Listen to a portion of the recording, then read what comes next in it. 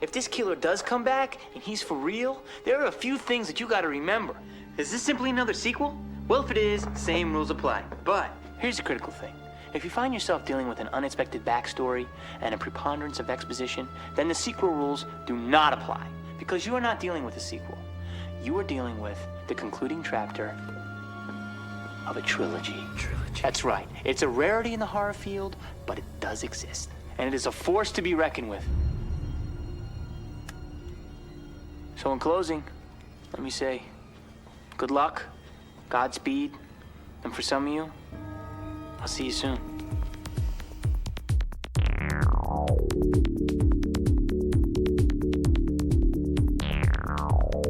And we are going. Hey, everybody. Welcome back to Podcast Part 3, the Part 3 podcast. I am Sam. And I'm Will. Thanks for sticking with us after all these weeks. I hope you enjoyed our discussion of the Matrix Revolution spliced together from a multi-day technical glitch-ridden marathon. And we're back. And this week, we're going back into the slasher world. And we're going to Hollywood because it's time for Scream 3 from the year 2000. And Will, I guess I gotta ask, what's your favorite scary movie? My favorite scary movie? I think I might actually have to go with the original Scream on that one. I mean, there are a lot of scary movies I like, but I think that might be my favorite. You know what mine is? What's yours? My life. Because I'm Mark Kincaid, professional red herring. Oh, wow. Yeah, this is going to be fun. There's a new Scream out. It's technically Scream 5, but it's definitely a requel. I actually watched it today. Will has not seen it, so I have not seen it. We won't go into spoilers. I'll keep everything nice and vague. It's definitely leaning into the idea that it's a requel, a legacy sequel in the spirit of The Force Awakens or Halloween 2018. And it brings back all your favorite characters that have made it through so far. And fittingly, one of them is now a drunk, gross burnout living in a trailer. I won't say which one, but yeah, they do that. Every one of these movies fucking does that. Because someone has to deal with their trauma in the most unhealthy way possible. Well, just in the least subtle way possible. It's like, you know my life is bad because I'm drinking a beer and it's daytime out. Yeah. But rolling back the clock, let's go back in time. It's 1996, and horror movies suck. The 90s were not a good era for horror movies, at least not in the US. You had, like, Silence of the Lambs at the beginning of the 90s, and that led to, your classy horror, like Candyman and Seven, and horrors became thrillers, because no one wanted to give Best Picture to a horror movie. The Jason and Freddy and Michael Myers franchises went either dormant or kind of went off the rails. A lot of franchises went direct to video, like Hellraiser. And then a little movie comes along called Scream. And it's directed by Wes Craven, and it's written by Kevin Williamson, who created Dawson's Creek, which is what we had in the 90s instead of the entirety of the CW, was just this one show called Dawson's Creek. And Scream definitely just shot in the arm for horror as a genre, for better or worse, depending on your opinion of the movie. It was a self-aware meta, before we were using the term meta, horror movie, slasher movie specifically, where all the characters in the movie had watched the movies that they're ostensibly in. Yes, so they know the rules. They know the rules of why you get killed or how to survive a scary movie. And it was fucking huge. Like, it was enormous. My funny story is Halloween 1995. I went as sort of generic ghoul, like a scary ghost guy, because I'd found a mask I really liked at CVS, and it was Ghostface, but before it was Ghostface. And so the next Halloween, I thought I was the ultimate hipster because I was into Ghostface, and then the next Halloween, everyone had a Ghostface mask. So I was ahead of the curve, Will. I was there. My funny Scream story is that when it came out on video, a girl in my class had a party, and everyone was going to watch it, and I had my friend who had bought the Ghostface mask, we came up with this plan that when Ghostface first showed up, we were going to burst in, and we did, and scared everyone, and they all ran out, and it was very amusing. But it was I would say for our generation, it was our slasher franchise. Yep. It was new. It started with us and kind of was pretty contained to a certain amount of time. Right at the Scream comes out in 96. They rush Scream 2. It comes out about a year later. And I think I watched it as much as Scream over the years. Yeah. And then a few years later, we get Scream 3, which is very much is the end of a trilogy. It says so itself, but it's the first movie's in high school, the second movie's in college, but by the third Scream, we're in Hollywood, where scary movies are made. The Stab franchise is being made. Oh, movies within a movie. Oh boy. I mean, I think there's a lot to like here. Yeah. But it also feels like kind of a movie that's striking while the iron has gone way cold. Like it seems like Scream's moment has peaked and there's not much you could do with it. Yeah, and it's a movie that feels... I listened to the commentary last night. I watched the movie once through, and then I listened to the commentary with Wes Craven and the producer and Patrick Lussier, who edited this in addition to Halloween H2O. So he's a podcast part 3 alum at this point. And they talked about all the different things. Like when Kevin Williamson originally wrote Scream, he provided like 5-page outlines for a Scream 2 and a Scream 3. He was available to write Scream 2, but in 2000 or leading up to it, he was unavailable to write Scream 3. So it was written by Aaron Kruger. No relation. And so it doesn't quite have that Kevin Williamson voice. Yeah, like the characters all sort of seem just a little bit off. Like everyone's sort of like kind of not acting like themselves or caricatures of themselves in a way. Yeah, and it was also, this is the first Scream post-Columbine, so Miramax wanted to lean more into the comedy and less into the violence. So it's probably the lightest of the 3 movies in terms of tone, even though it deals with some dark and weirdly prescient shit, which we will get into. Yeah, but that's even funnier because like I feel like the first Scream and Scream 2 are funnier than this one is. Like I feel like the comedy is just more like precise in Scream and Scream 2. I think it's the difference between a superhero movie that's trying to be a comedy and like a Marvel movie that has funny characters but is still like an earnest action movie. Yeah, I think that's it. Because the thing about the first 2 Screams is that they have this tone that is incredibly hard to ride, where they're kind of a parody, but also doing the thing incredibly well that they're parodying, you know? And after Scream, unsurprisingly, much like after The Matrix, there were a glut of imitators. You had so many movies coming out.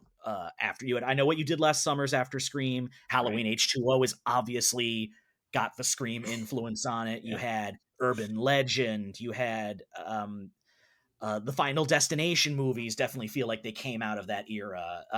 It basically was an era that continued, I'd say, until the mid-2000s when you had Saw. And that sort of gear shifted the horror genre into that before then leading into the classy horror we have now, the A24 horror, which elevated horror, Sam. as they say in the movie. Yeah. So it's about something. It's horror that's about something. It's about trauma, right? Yeah, it's usually. So like, yeah, it's an odd movie. It doesn't feel in keeping with the other 2 movies. It'll feel like a trilogy in that you have the same core characters and you have the same protagonist through all of it. Yeah, and the same sort of creatives, at least for the most part, behind it. I mean, I feel like Scream 3 is pretty well directed. Like, Craven's bringing it. It's not... And it looks good and it's well edited. I think it's just that it's a script that's not written by the guy who was... It's the missing piece in the core original creative minds. And it was like a script written on the fly with a lot of rewrites during production. And listening to the commentary, they only had Neve Campbell for like 20 days, Really? which is why she's kind of on her own doing her own thing through the first half of the movie. Okay. Wow. Which yeah. And it's like they do a good job of keeping her present. And it's not like she's not sidelined like Jamie Lee Curtis is in multiple Halloween sequels now. But it's like she's off on her own storyline, and she's not in Hollywood. She's at her compound in Northern California. Her compound much nicer than Laurie's compound. Oh, much nicer. Like I want to live there. I want to live in seclusion in this like gorgeous house. And it was shot in Topanga Canyon, so it's beautiful. And she's got like a wood stove up there, and a very nice dog, like a nice looking dog. It was very cozy. Yeah, she of the we've gone through 3 of these movies now where the horror movie protagonist has to process trauma in some way. She has come out sort of the healthiest of the 3 movies. Yeah, because in the third one, she's living in isolation, but she works for like a crisis hotline. And this is one of those things I think this is a good way to segue into. I feel like there are different like sort of runners throughout this movie that feel like vestiges of previous drafts. And one of the big ones is like, is Sidney Prescott crazy or not? Is she hallucinating? Like she has dreams of her mother, and then she's keeps seeing like her, like having visions and hearing her voice. And so like people are doubting if she's nuts. And then the killer's plan is to frame her as the killer. But it doesn't feel like it's like consistent enough, and you never buy that Sidney might be crazy in this movie. Right, and it almost feels like they were gonna go the whole hog where she thought she was the one committing the murders. Yeah. And they just never, they like almost go down the road, but then do a U-turn right before they get there. And I suspect, I don't know this part for sure. I suspect that if they'd had her available for more days and she would have been in Hollywood, the location for more of the movie, they might have been able to do that. But like, she's not the killer because she's somewhere else when half the murders are happening. Yeah. So I guess we'll just get into it. It starts, as they all do, with a celebrity murder at the beginning, and this time it's our Hampshire alum Liev Schreiber. That's right. Yeah. Former, I guess he was wrongfully accused and convicted of murdering Sidney's mother. Right. But he was just having an affair with her. He then gets out, helps save the day in Scream 2, and now he's like a Sally Jesse Raphael talk show host. And kind of he's got like a real white suit that he wears everywhere. And he likes to do role-playing games based on the horrible murders he was framed for / witnessed. Yeah, that was the weirdest part. Yeah. There's a lot of strange aspects to this movie. But that and the fact that there's a very successful franchise based on real murders that happened, horrible, brutal murders that happened in this world. Yeah. And they're going to kill Gail in the third stab, but she's like a real person. So Stab 3 isn't based on anything. It's... Oh, the Stab movies look so bad. They really do. Yeah. But yes, we open with Liev Schreiber getting murdered by Ghostface, the killer of these movies. And there's a new gimmick he has. He's got the voice changer, but he now can mimic other people's voices. Yes, he can. And there's only, spoiler alert for fucking Scream 3, there's only one killer in this one. And that's the big twist. It's only one killer. Only one killer, which kind of bummed me out because I hadn't watched this movie in a really long time, so I didn't remember. I remember. Spoiler alert: the killer was Sidney's brother, but I didn't remember anything else other than that. So, knowing what I know, I'm not going to answer this, but Will, if you thought one of the other characters was a second killer, who would you guess it might be? Well, I was going to actually go with Parker Posey as I was watching it. I was like, oh yeah, Parker Posey, totally. She's the other killer. And then of course she dies, but who do you think? If you had to guess. In Scream 3? In Scream 3, if there had been a second killer, having watched the movie, who would you have guessed it might be? Oh, well, Patrick Dempsey, obviously. It was gonna be Emily Mortimer. Oh, of course. Of Yeah. course. Yeah. She, in the original draft, there was at least one draft where there was a second killer, and Emily Mortimer's character was uh, Roman Bridger's girlfriend and Sydney's former classmate from Woodsboro. Of course. Yeah. And if you watch the movie, you can kind of see little bits of that. To see those seeds, yes. Yeah, absolutely. like she's got the ambiguous death. You never see, Yeah. like, her body gets dragged off. Right. She's constantly getting separated from everyone else.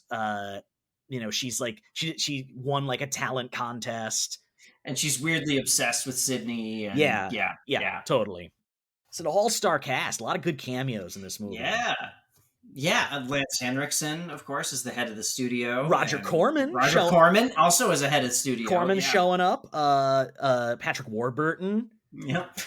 And a fun fact: the partner, Patrick Dempsey's partner, Josh Pais, he's Raphael from the original Teenage Mutant Ninja Turtles.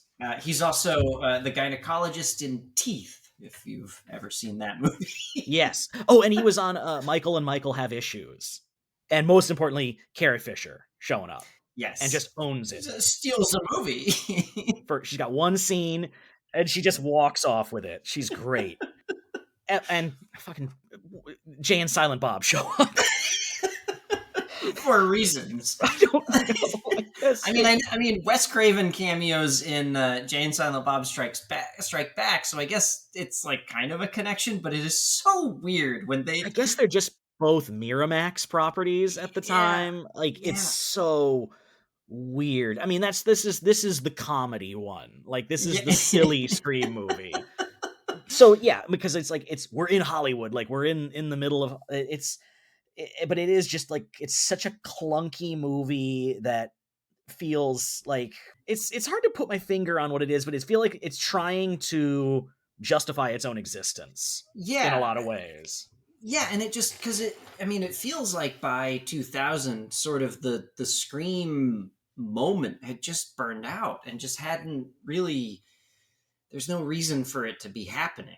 Yeah, because it's not a franchise where you can, keep bringing the killer back without a real explanation. It's not Jason. Ghostface is always... It's a whodunit. Like, right. Ghostface is always a different person. Right, and I think that's what sort of made Scream and Scream 2 so interesting, too, and different, is that it also had very compelling characters in a way that a lot of slasher movies just didn't. So, like, you're following a lot of the same characters from one movie to the next, and you actually like really give a shit about them and sort of if they survive and that kind of thing. I mean, they feel like characters from a TV show in a way, like they could be on Dawson's Creek. And this franchise definitely benefits from having like a core trio of actors that you find very likable and engaging, and you want them to be okay. And Sidney Prescott's a very good heroine. Neve Campbell's just always been great in these movies. She's great in the new one, too. The thing I kept coming back to this time watching around is that these three movies have a very problematic relationship with Sidney's mother. Yes. Yeah. Especially this one because she's Roman's mother, and she's the impetus for him to start to run around killing people. And I know that the other movies are too, in a way, but she's abstracted enough in the other two that it's not as like a big deal as it is here. Yeah, but it's also like every single one of these movies, the killer's main motivation has something to do with, quote unquote, your slut mother was fucking my husband or my father, and that's why I left. I'm quoting Laurie Metcalf here in Scream 2. And it's like your mom, abandoned me after they ruined her virtue at a screening in swinging 70s Hollywood. It's the movies all blame the misfortunes and murder and unhappiness on the actions of brutally murdered Maureen Prescott, a character we never met, who's murdered off screen a year before Scream 2. And never really tries to let her off the hook. Like, a little bit in this movie. There's like one moment at the end where Neve Campbell basically says, like, I have heard this shit before, take responsibility for your own fucking actions.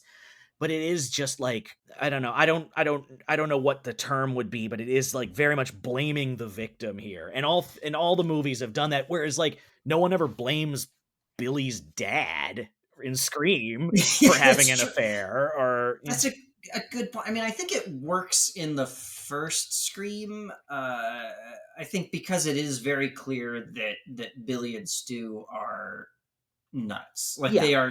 they're clearly crazy people, and it's not, at least it sort of is a motivation for them to do it, but it's not exactly why they're doing it. Do you know what I mean? Yeah, I guess there's that moment where, like, in the original Scream, where when Billy Skeet Ulrich reveals that, you cut to a shot of Matthew Lillard who looks surprised, like he didn't know He didn't that know was the that. motivation. He just thought this was a goof Yeah, he thought it would be fun to sort of kill people and make our own scary movie, you know. right. Yeah, it's so I don't know. I think it works in the first one, but I mean, Maureen Prescott in all of these movies is just a plot device more than anything else. I Yeah, mean, that's really the problem. And that's really the problem here, because you need to know more about her, and there needs to be more of a, you need to understand her psychology and why she abandoned Roman. I mean, you kind of get it, but you need to sort of really understand her. you don't really get her point of view. You get Sydney talking about, like,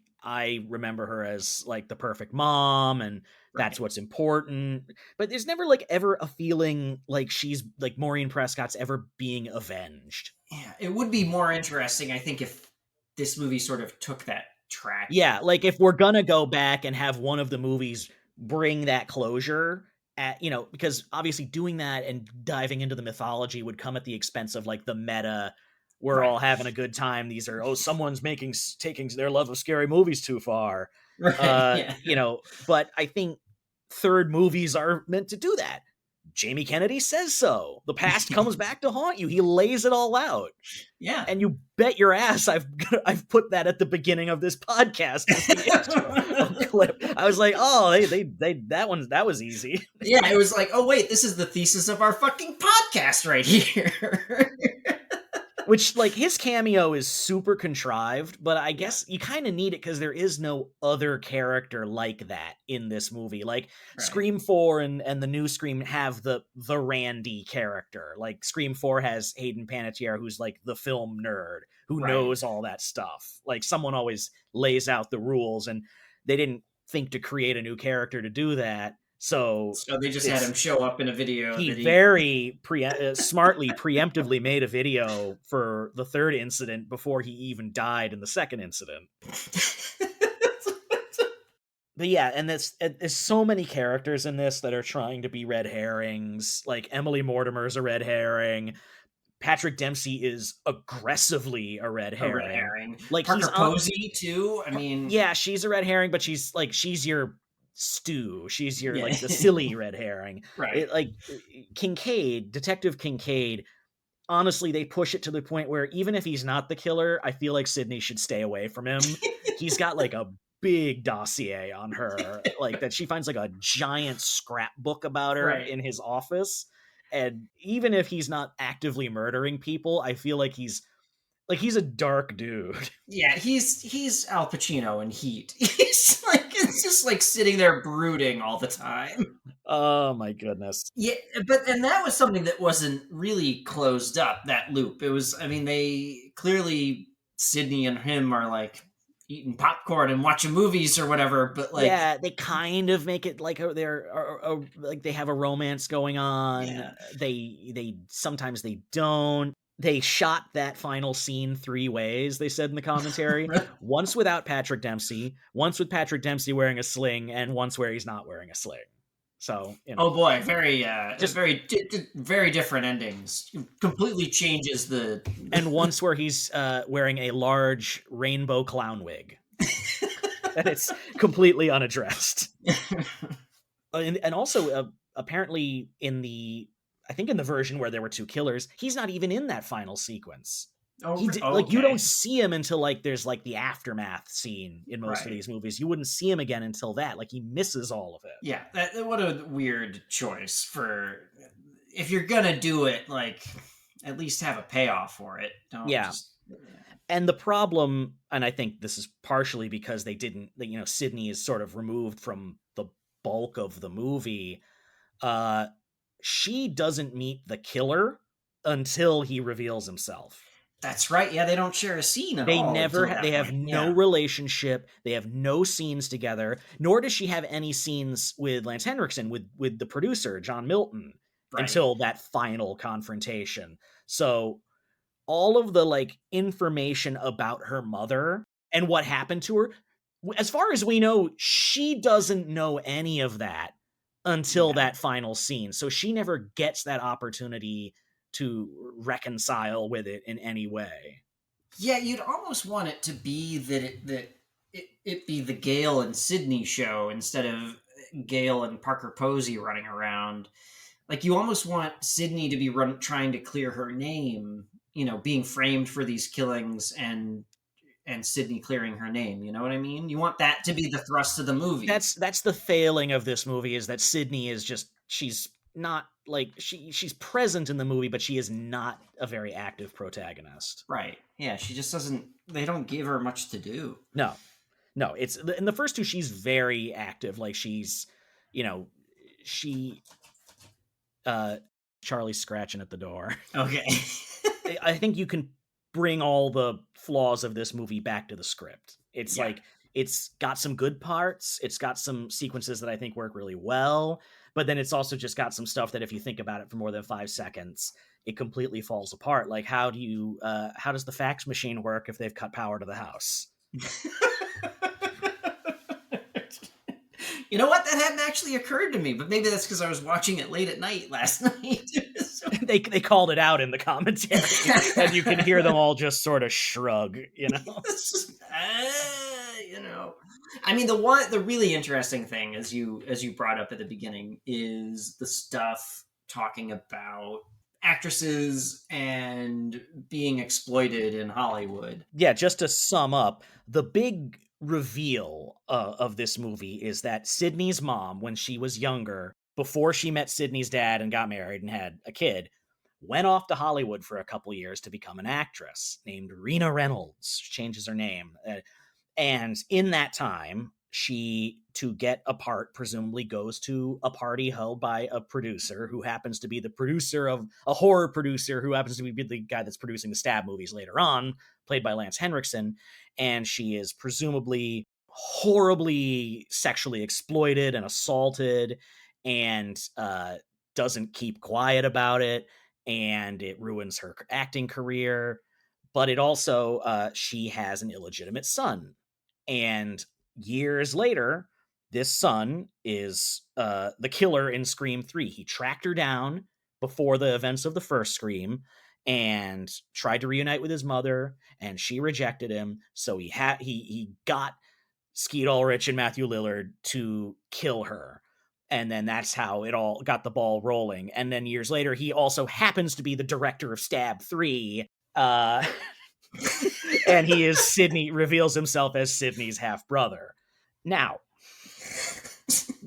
winding it back to the inciting incident of this movie is a young woman basically preyed upon by a powerful Hollywood producer in this movie produced by Harvey Weinstein. Yeah, I mean, it's insane, and it's almost like, I can't imagine that. It's almost like somebody writing this was like, we're pointing the finger right at our bosses, and I don't know. I don't know either. I don't want to. There's no evidence of that. I know that Aaron Kruger has talked about this element before, but he's never we never wrote John Milton as the villain. He was more like a guy who was part of the inciting incident. Right. But John Milton as a character is kind of a non-entity in this movie. He's just exposition. Yeah, machine. we love Lance Henriksen, but he's just kind of gives exposition, never meets Sydney, right, and then is killed. And Roman's intention is to frame Sydney by saying that she killed all these people as revenge for what happened to her mother. Right. Yeah. And this all ties back to, it's not horrible people did something to Maureen Prescott.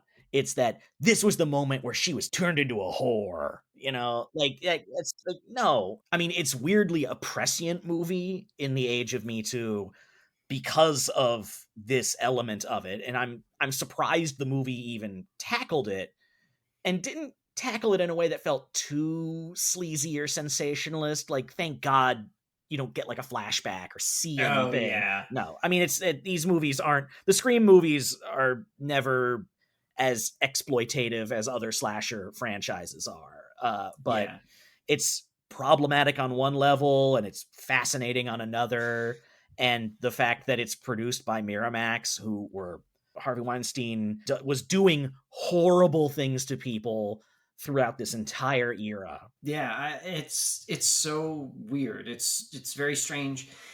And it's almost now, looking at it now, it's almost too serious a topic for Scream movies to Yeah. tackle in a way. It's because it almost like kind of takes away a lot of the comedy. Watching it now, not at the time per se, but now that sort of a lot of this stuff has come to light and we know just how sort of awful, especially Harvey Weinstein was slash is, it's so weird. For a movie that is fundamentally meant to be the last movie in the franchise and was for 10 or so years, I think. Like, they didn't plan on making another one after this. I think everyone was kind of done. It wants to be Return of the Jedi, but I think out of necessity it ends up in that kind of throwing its hands up RoboCop 3 realm, where it ends up being lighter than the first two when it should be a more dramatically heavy, more momentous final chapter in a trilogy. Like we were saying, having Sidney Prescott be part of the investigation, be figuring out this stuff about her mom, because that's like her thing at the beginning of the movie, is like she didn't know her and her mom had like secrets that she didn't know, and you kind of want her to be figuring this out and learning about her mom. And I mean, I think you're right. I think you need sort of the dramatic absolution or saving of her mom, or her to come to grip terms with her mom as like a flawed human or something like that. It's these movies are all about Sydney feeling like she, like, getting further and further away from who she thought Maureen Prescott was. And I think the idea at the end of this one should have been coming back around and realizing that, saying to basically on her mother's behalf that none of what happened is Maureen's fault. Right. Exactly. Like, these movies never fully absolve Maureen Prescott, and I think the arc of Scream, if it's, these movies, kind of have a reputation as being like the silly meta slasher movies, but they could have that arc and have that, reconcile their backstory. And I don't think it comes at the expense of the slasher horror elements or the comedy elements. It's just, this is, this dials back the horror, ups the comedy, and tries to put the drama in there, but it just feels like it's clashing against both those other elements. It's not the mixture is out of balance. Yeah, and it doesn't even do the thing that the other two Screams do, which also is like make intriguing mysteries too, as to who's doing this and why, as the killer. They don't even really try for the mystery aspect, which is kind of shocking because the first two are so like focused on that. Yeah, I guess it's like, now the big thing is that we know that this killer claims to be the person who really killed Sydney's mom, but right, that's it. Like, it's in Scream 2, it's just, it's new killers. Like, they have a motivation, but it doesn't really matter. It's like they're, we're the sequel. And and I have said many times that I wish we could get a spin-off where it's the backstory of Laurie Metcalf finding Timothy Oliphant, the serial killer, on the internet, and them bonding and having like a mother-son dynamic. Just that film. Like, I will totally pay for how that. did they meet? I miss that. It's like, I mean, I love Scream 2 because Timothy Oliphant is the classic Kevin Williamson killer, where he's one thing the whole movie, and then as soon as he reveals his true identity, he goes into crazy wisecracking mode. And like bunch, like the second I Know What You Did Last Summer does that too, and the first Scream does that, and it's like they just suddenly get like really goofy. They all want to be Matthew Lillard. Oh Oh man, I saw Scream 2 opening night, like Friday night. My friend's dad got us tickets. We went in, and the moment where Timothy Oliphant, like when they're like, you gotta kill him because they always wake up, and when he goes blah and they shoot him, the whole theater erupted into Yeah. applause. No, when Just when so these movies are crazy. humming, they're a lot of fun to watch with a crowd. I think this Yeah. is the first one I actually saw in the theater, and the other two were like staples of slumber parties and hangouts with friends. Yeah, I actually didn't see this one until way later, until it like hit video or something. Like I think I saw it in a Yeah, hotel. it didn't have the fanfare of the first two. It did come out with just kind of a thud, and it's not Yeah. it's not awful. No, it's completely watchable. There's But nothing like like you said, the zeitgeist for the Scream movies had already faded away. yeah, and it felt like like studio produced horror sort of right around this time had kind of become something completely different. Like it had kind of morphed into the Final Destination movies and not really. Yeah, you had more supernatural stuff or like special Yeah. effects had kind of caught up. You had that like Haunting remake in there. Right, and the whole Japanese horror remake boom sort of was hitting right around the time. Like The Ring was shortly after this. You Yeah. had like Saw was 2004. Like Texas Chainsaw Massacre remake was 2003. Dawn of the Dead was 2004, and after that, I like if you've seen that one clip from Scream 4 where Hayden Panettiere is rattling off all the remakes, that sums it up. They just remade everything until basically and dragged it out until the nostalgia era kicked in and they did all these requels. Right. So Yeah. this one just doesn't feel like it just feels a little bit like a movie out of time. Like it doesn't it's like when you watch the different eras of Halloween, you get a sense of like, oh, this was what these movies were like in this period. And Scream and Scream 2 definitely feel like that. And Scream 3 just feels like it has less to talk about.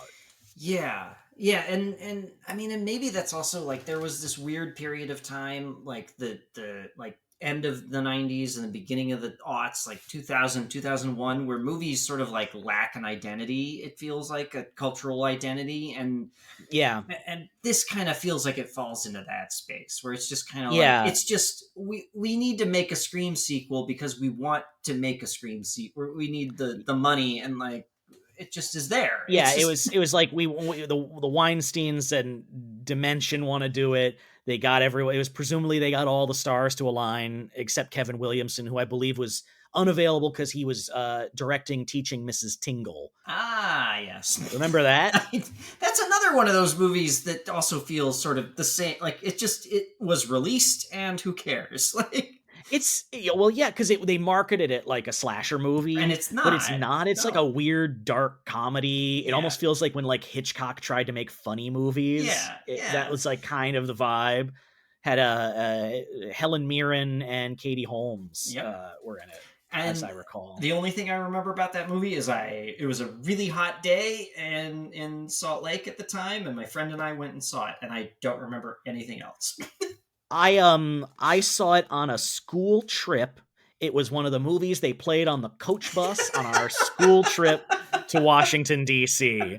And all I remember is sitting there watching it, and there's a scene where Katie Holmes pulls off her shirt, and as soon as she's just in her bra, I just saw a couple of dudes' hands go up like 4 rows in front of me and just high five. And that's all I remember of Teaching Mrs. Tingle.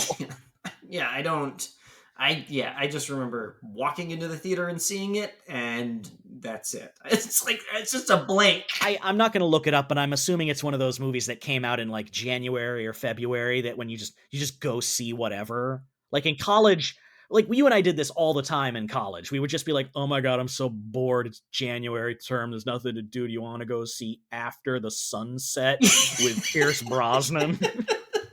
Yeah, I think if I remember correctly, Teaching Mrs. Tingle was August. I feel like it was August, end of August, beginning of September.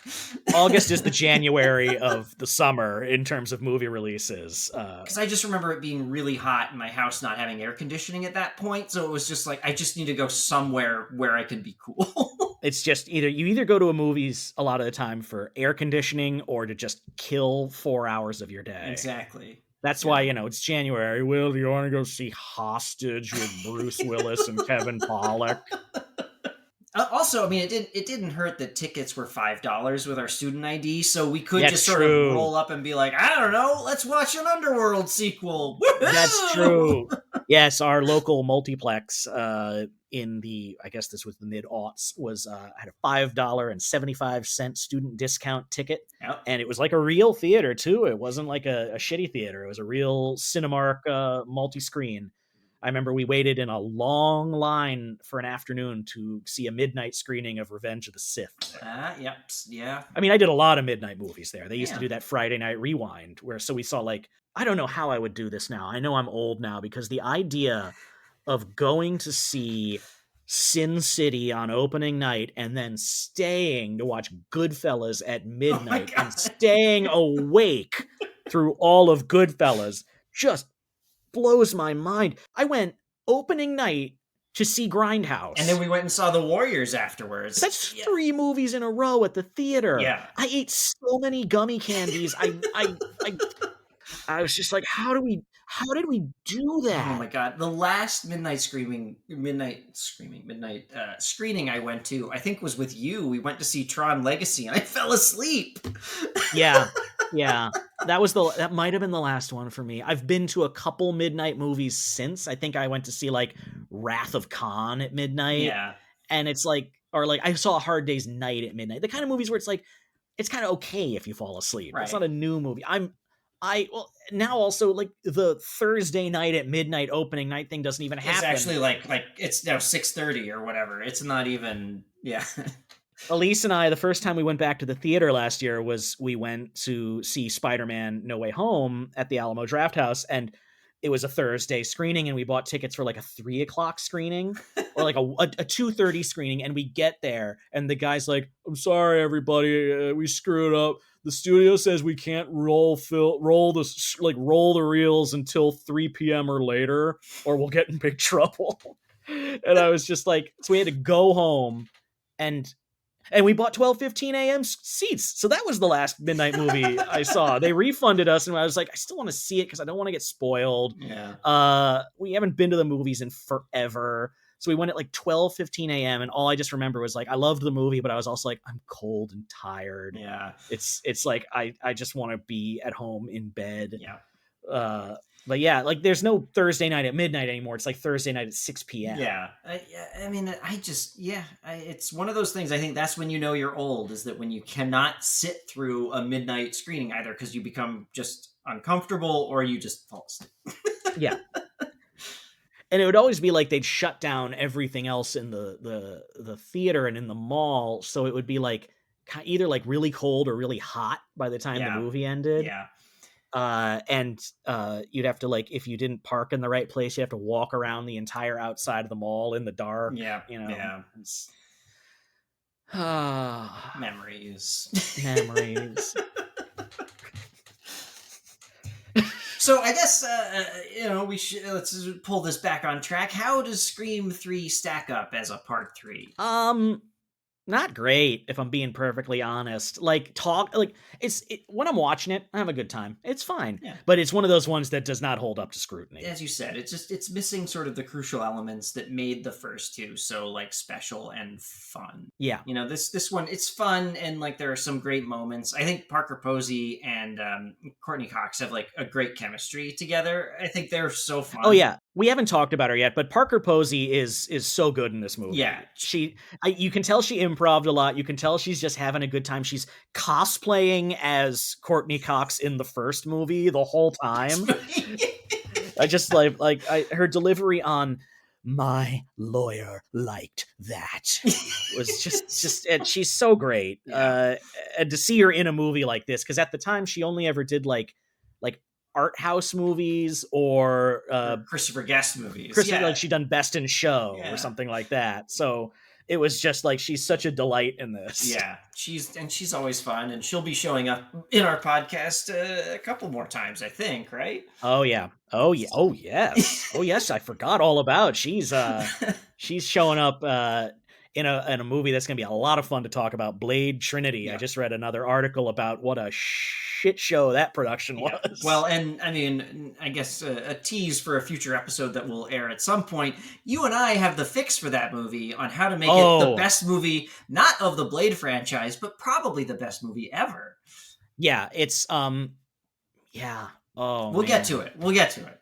We'll get to it. We'll get to it. I'm instantly regretting picking Day of the Dead instead of that for our next because now I want to talk about Blade Trinity, but I got to pace myself. Yeah, I can't just eat. I can't eat only desserts for meals. I have to eat some solid food too. I can't only have milkshakes. Well, and there will be a new Blade movie coming out soon, so we can tie it into that. So yeah, if we want. I want to wait. I don't want to wait. For the Blade movie to come out. Oh, you know who the real winner of the Scream franchise is that one Nick Cave and the Bad Seed song that's in all 5. You see him in your nightmares, you see him in your dreams, because it's in the new one too. Oh, it's like so. It's not of any era of the Scream franchise. It's not like the first movies are like very much like 90s alternative rock. Scream 3 is new metal. Right. Scream 2011 has more hip hop. It's just this weird like it should be in a David Lynch movie. Yeah. It's just Nick Cave doing his like kind of microscopic cog in his catastrophic designed and directed by his red right hand. Boom. Yeah. Oh my god, yeah, no, it's so weird. And it's over the end credits of this one, and it just doesn't fit at all, but it's like, yeah, it is this franchise's theme song. Yeah. The weirdest part, and this has anything to do with Scream 3, but Scream 2, when Dewey steps out of like, enters the movie, it's to the theme from Broken Arrow. It also shows up in Speed 2. So you have Speed 2, Scream 2, and Broken Arrow, none of which have the same composer. So weird. Yeah, it's because I like the score for all the Scream movies. I think it's Marco Beltrami for at least the first 3. Yeah. And it's like, that Scream score. Yeah. It's got like a few different like refrains. Like there's a lot of like, the like bells and choral stuff. But then there's the like dun dun dun dun. Like it's that theme even without having seen, like, without looking at the movie. And it's very the score, Marco Beltrami's score, it's also very cinematic too, in a way that a lot of like slasher movie scores aren't, outside of like a John Carpenter score. But and that's the big thing with Scream, is that it definitely ushered in, and I think this has stayed, and I think we can credit Scream with this, is that it definitely legitimized horror movies and made them kind of safe for name actors to show up in. Yeah. That shows even today. Like, it's not like between this and Silence of the Lambs, it's not like a blight on your resume to have been in a horror movie. Right. Yeah, absolutely. And for the first chunk of the 90s, being in a slasher movie was just like, you don't have a career, basically. And they joke about this in Scream 3, because it's like, they tell Parker Posey, you can just go back to must-see TV, Oh, man. I want to see... Sorry, what were you going to say? I was just going to say I wanted to see Usher doing Pinter off Broadway. So many jokes about people sleeping with the director. Like, everyone in the cast of Stab 3 slept with Roman. Yeah, Parker Posey slept with Roman. Emily Mortimer slept with Lance Henriksen. Oh, that's right. Yeah. Did Jenny McCarthy? Did she sleep with Lance with Roman? No, Jenny McCarthy's in this movie, guys. For like 5 seconds. She's kind of the anomaly in that Emily Moore, of the 3 like actresses, the 3 women that are in the Stab movie in the film, you have Parker Posey, who's clearly like a big star. Like, she's been in all of them. She's clearly at least like, she's Courtney Cox. Yeah. Like, she is Courtney Cox. And then you have Emily Mortimer, who is replacing Tori Spelling in the role of Sidney Prescott, and she is was found through a talent search. That's her backstory. And then Yeah, I don't know what Jenny McCarthy's analog is supposed to be. Because there's no like new character in Scream 3 who would who would fit the part. I Yeah, don't I mean, know. I guess she's maybe supposed to be like the Drew Barrymore sort of Yeah. character, but like in canon, in canon, it's you see it in Scream 2. In canon, Heather Graham plays that part in the That's Stab right. movies. That's right. Like they've Yeah. made it official. Yeah. I believe the cast of the original Stab, it's Heather Graham as Drew Barrymore, Tori Spelling as Nev Campbell, Luke Wilson as Skeet Ulrich, for Parker Posey's character Jennifer Jolie as Courtney Cox, and David Schwimmer as Dewey. That's right. That's right. Yeah, that's the gag. Stupid. I love that scene where they watch the clip from Stab, and just it's just the really badly directed and acted version of the scene from the first movie. It's they put the Skeet Ulrich hair on Luke Wilson, and it's just like, why won't you let me touch you? It's the same dialogue and everything. I thought that was really clever. Yeah, when these movies are clever, they are very funny. I just think this one commits to the wrong tone for the story it wants to tell. So to roll it back to the question you asked me, no, I don't think it's a successful third movie. It's a quintessential disappointing third movie in a trilogy. Yeah. Because and nothing that's in this movie. My dog is growling at me. He's such an asshole. Oh. You're getting too animated. He thinks it's like 7 a.m. and he wants some food. So put a pin in this for just a moment, and I'm gonna give him a little bit of food, gang. Our official mascot, Charlie the dog. And we're back. Turns out he was growling at a ghost face, and I'm dead. You did say you'll be right back. So. I did say I'll be right back. Oh no. Oh no. I've learned nothing. I've seen all 5 of these movies.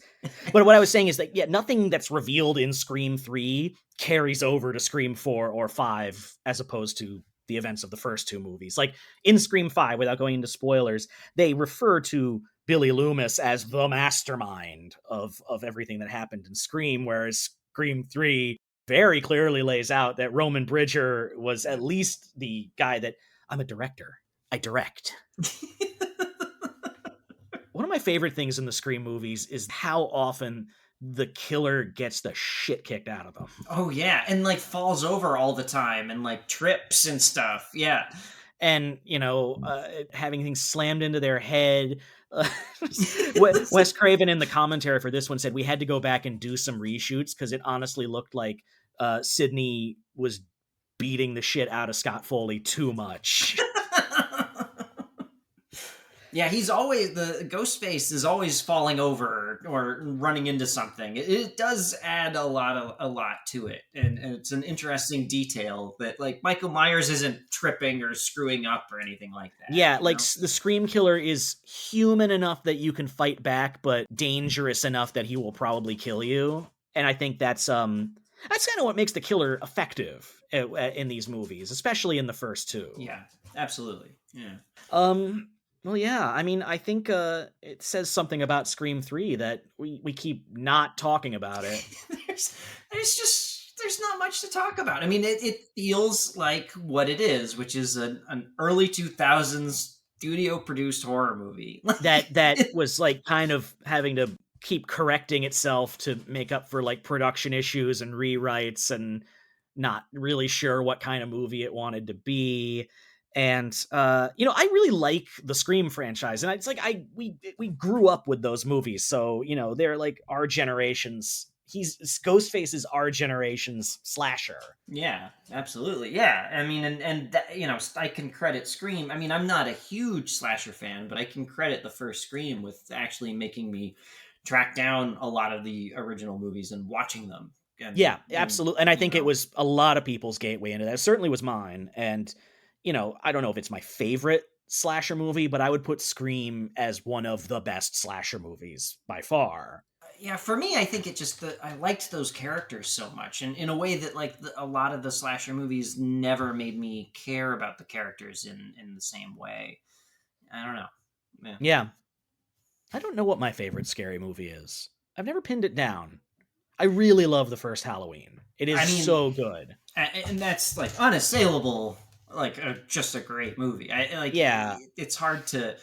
I love the first Nightmare on Elm Street as well. I think that's Yeah, really good. I think I'm also I always end up mashing up which one's my favorite versus which one scares me the most. Oh well, yeah. Like I don't know if any of the body horror type movies are my favorite, but I find body horror movies like super unsettling. Like The Fly always gives me the heebie-jeebies. Like, yeah, absolutely. yeah, but it's not like I'm not gonna pop in The Fly come Halloween season. I'm more likely to put in Halloween or Right. some Universal classic monsters or Evil Dead 2 or something like that. I'd put Alien up there too. Oh yeah. I'd say Halloween and Alien might be my two favorite like scary movies. Halloween really scared the shit out of me when I first saw it. Like I was Yeah. really like freaked No. out. All the stuff where he's looking out the window and he just sees Michael's silhouette across the street. Yeah. And I had like a lit up house across the street from me growing up, and it's spooky. So did I. And same deal. And then I remember the last shot of the first Halloween, just like where it's just him sort of looking around and you hear the breathing and the score is going, and I just remember going, oh fuck, I'm not sleeping tonight. Yeah, no. It's look, we have picked apart the carcass of the Halloween franchise a lot already on this show, but the original Halloween, there is a reason why they move heaven and earth to keep that franchise going, because that original movie is so damn good, and any studio that's got the rights, honestly, I understand completely their desire to want to recapture that magic. Yeah. So, I mean, if you're watching the Scream movies, I'd say Scream 3 is an inessential entry, but is worth watching. It's not painful, and it's kind of fun. There's nothing. It's very inoffensive, I guess I should say. I'll say this: you don't need to have seen this movie to enjoy or understand the new one. It's fine. There's only 5 movies in this franchise. I'd say all of the ones after the first 2 are not essential entries. Like Scream 4, it's fine. Like everyone in it's good. Like the cast is good, but it's like very forgettable to me. Yeah, well, I know I've seen it, but I'm not entirely certain if I slept through it or not, because I know I watched it after it had come home, like had been out on home video at some point, and I don't know. I don't know.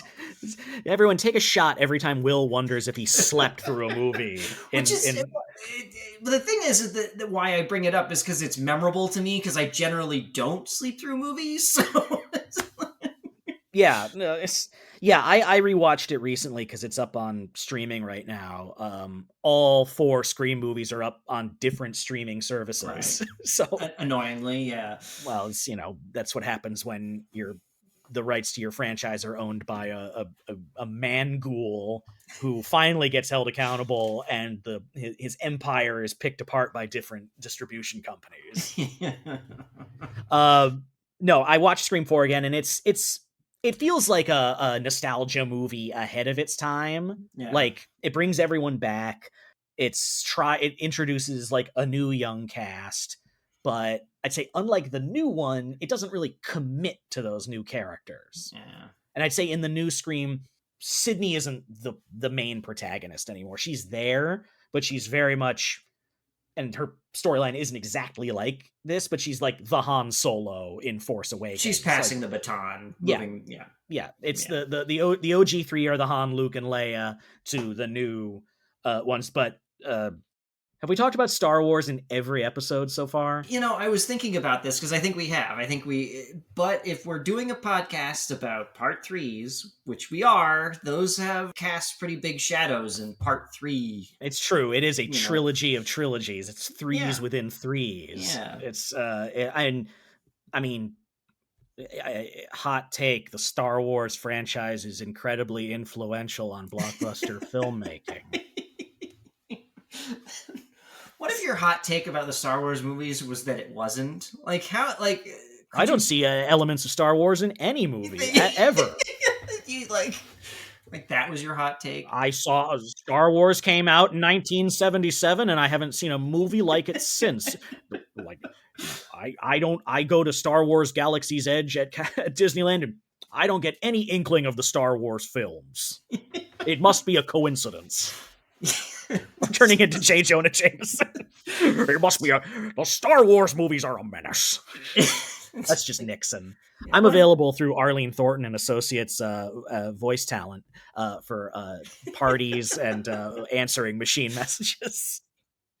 I want to start a Twitter account that's just like hot takes that are so like completely removed from reality that I want to see how people react. Not even trolling. I just kind of want to see if I could actually make the arguments.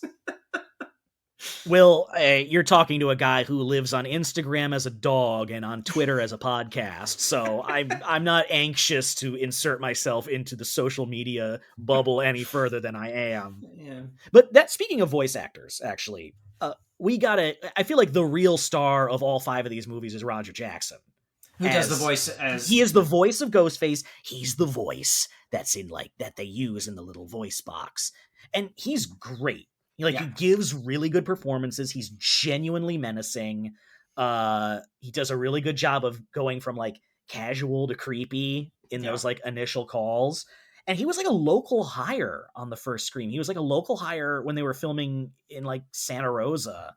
Oh, wow. In Northern California. And so like good on him, because he was originally just like a temp voice they hired for like on set.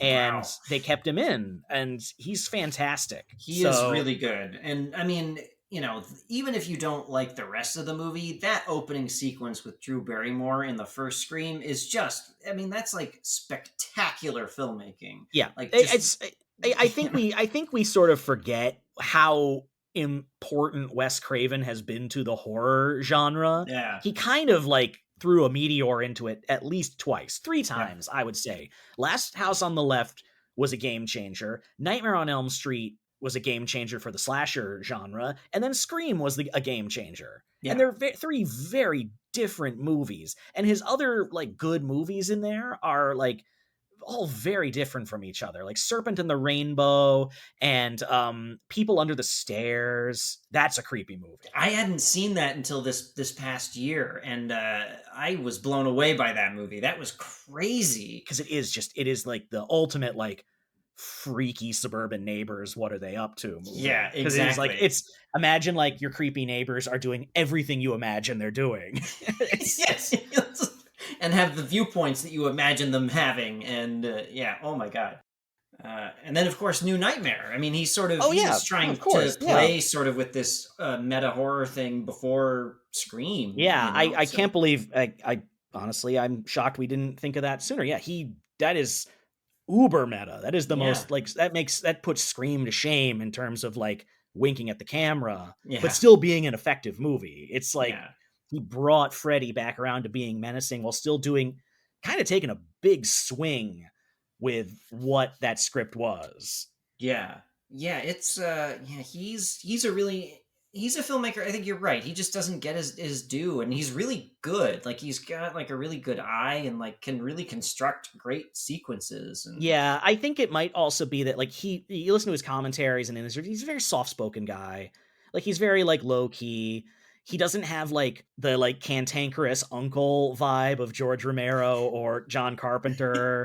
And he's not like he's not like a goofy Three Stooges fan like Sam Raimi. He's just like very chill. Yeah. Like, he's like, I make a, he's like George Lucas kind of in that way. It's like, I make a horror movies, you know. Neve Campbell is a wonderful actress to work with, you know, things like that. It's like, he's just very pleasant, and gone too soon. It was very sad when he passed away, because he would still be successful or not successful. He would still be making horror movies today, and he'd be trying stuff that he'd want to try. Like when he wasn't trying to challenge the audience, I feel like he was a director who liked to challenge himself. Yeah, and I respect that as an artist. I respect that. Well, but I mean, it's one of those things that, you know, we've been in this business long enough that we know that the times that you get to work on things that like challenge you as an artist are rare, and the artists who go for it are even rarer in some cases. You know, I mean, Wes Craven, I think, he had name recognition, but I don't think he could walk in when he was alive. I don't think he could walk into any studio and be like, "Hey, I'm Wes Craven, make my movie." Not like Quentin Tarantino or something. No, like I that, think Scream got the momentum it did to get made probably on by virtue of the script. I know it was Yeah. like a really hot script that Kevin Williamson did, and then Kevin Williamson had a hit show, so he had the clout. And I think I'm not sure how it all shook out, but either he or, not to give them any credit, the Weinsteins had the good sense to bring on, like, I think I remember the trailers was the first name in horror brings you That's the right, last yeah. word in terror. Like, that's great. That's right. great. That's awesome. Yeah. And yeah, the Scream's opening sequence and a lot of sequences in the Scream movies, the first four too. The four's got some great moments, are really effective little filmlets in and of themselves. I mean, and then of course the first Scream, the fake out with having Drew Barrymore be the first kill, like yeah, and so she much was just worked. and she was front and center on the posters too. Yeah, she was. Yeah. Yeah. Scream, great movie. Scream 2, fine movie. Scream 3, it's a movie. Yeah, it's just not much to say about it. No. It's more talking about the franchise and sort of its influence, and I just think Scream 3 fumbled the ball.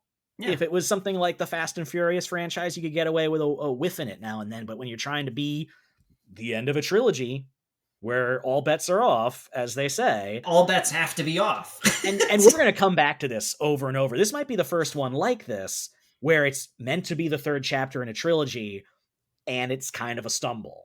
Yeah. This is the beginning of that. Like, we're going to see that a few times over. Some of the most notable part 3s that we'll be covering are the chapter 3 of a trilogy stumble. Yeah, I mean, and it's different. I mean, Matrix Revolutions, I think, is really the first one we've covered so far that's actually supposed to be a conclusion. Sam Raimi's Spider-Man 3 ended up being a conclusion, but wasn't intended to be. I mean, it's wrapping up some narrative things, but wasn't supposed to be the end of RoboCop 3 wasn't meant to be the end. And obviously the Halloweens are their own crazy multi-continuity shit show that we know and love now. Yeah. SNL writers always talk about sketches are really hard to end. That's the hardest part of sketch comedy writing, is the ending of a sketch. And you see that when you watch them. They all kind of just end, That's why so many taped, that's why Mr. Show or Monty Python have lean on the crazy transitions so much. Right. And I think trilogies are kind of like that too. It can be really tough to tie it all up in a bow. So sometimes it just kind of ends with just a gasp. Yeah, well, and so many of these, I mean, we've kind of talked about this too, but so many of these are made so quickly in succession from the others that it's almost like you can tell the creatives are just tired. They've just been doing this world, and especially stuff that is more special effects heavy. They've just been doing it for so long, and it's just they just seem tired. Yeah. I mean, it is a commitment to make one movie. It's a commitment to make one episode of a TV show. To make 3, and to make them 3 big movies. All the trilogies we're talking about are big movies. And, any big ambitious thing collapses under the weight of itself after a while. And sometimes it happens before you get to the ending. And I think that's what happened here. So we're keeping with horror next week, and we're keeping with sort of the end of a trilogy. It's a much more spread out trilogy, and it's not really even a trilogy anymore. But we're going to cover George Romero's Day of the Dead. I've never seen it, so I'm excited. This will be a treat for you, Will, because it's as different from Dawn of the Dead as Dawn of the Dead is from Night of the Living Dead, and it doesn't feel compromised the way Land of the Dead or Diary of the Dead feel. Right. I would say it's the high watermark of George Romero's zombie effects too. The makeup in this movie and the gore effects are second to none. Great. So you're going to have fun. We're going to have a good time, gang. And then after that, I believe it's Will's pick. That's right, it is. Do I pick now, or do you want me to pick next week? Well, you pick tomorrow. You think on it. You chew on this one. Because last time you rushed headlong into RoboCop 3, and we know how that turned out. I think that was a mistake. Yeah, I gotta mull this over. And there's no more RoboCops, Will. That was our only RoboCop, so good job. Got that out of the way. I'll mull it over. All right. But on that note, Will, as always, a delight to ramble on with you. Thank you to everyone that's been listening. Each week we drop one of these. We get a one or two more people coming on, and that always counts, and it means a lot to us. We hope we can give you a nice little diversion during the day, and maybe get you to go back and watch 1, 2, or 3 movies that you've never seen before, or see them again in a whole new light. Like, that's me with The Matrix. I see those Matrix movies in a whole new light after our discussion. Damn it, Sam. That means this podcast has been worth it. And on that note, as always, I am Sam Charrington. And I'm Will Morey. And thank you all for listening. And we'll see you next time. See you in zombie-ridden Florida.